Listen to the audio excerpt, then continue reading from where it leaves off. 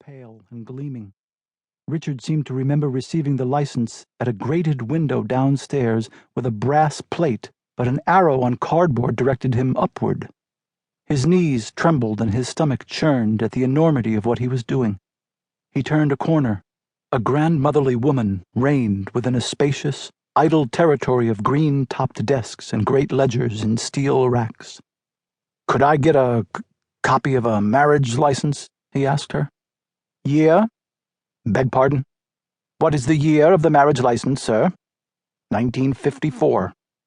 Enunciated, the year seemed distant as a star, yet here he was again, feeling not a minute older, and sweating in the same summer heat.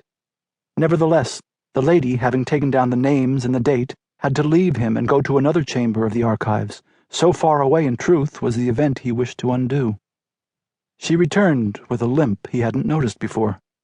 The ledger she carried was 3 feet wide when opened, a sorcerer's tome. She turned the vast pages carefully, as if the chasm of lost life and forsaken time they represented might at a slip leap up and swallow them both. She must once have been a flaming redhead, but her hair had dulled to apricot and had stiffened to permanent curls lifeless as dried paper. She smiled, a crimpy little smile. "Yes," she said, "here we are." And Richard could read upside down on a single long red line Joan's maiden name and his own. Her profession was listed as teacher. She had been an apprentice art teacher. He had forgotten her spattered blue smock, the clayey smell of her fingers, the way she would bicycle to work on even the coldest days. And his own, inferiorly, as student. And their given addresses surprised him in being different.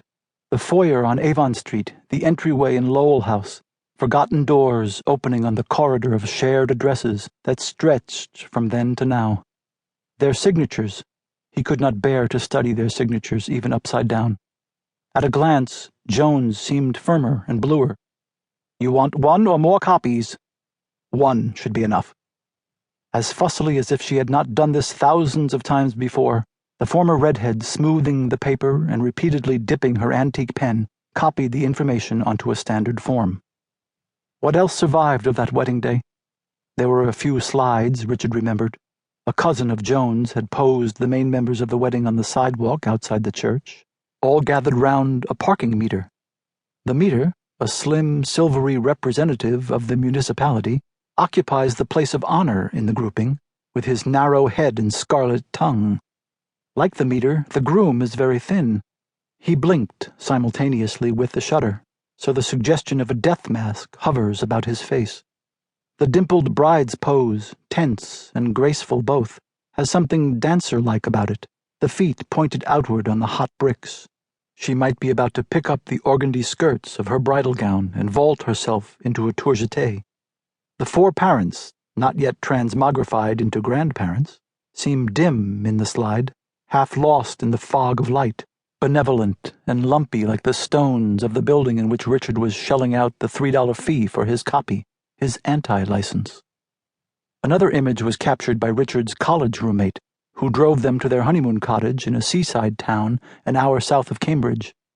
A croquet set had been left on the porch, and Richard, in one of those stunts he had developed to mask unease, picked up 3 of the balls and began to juggle.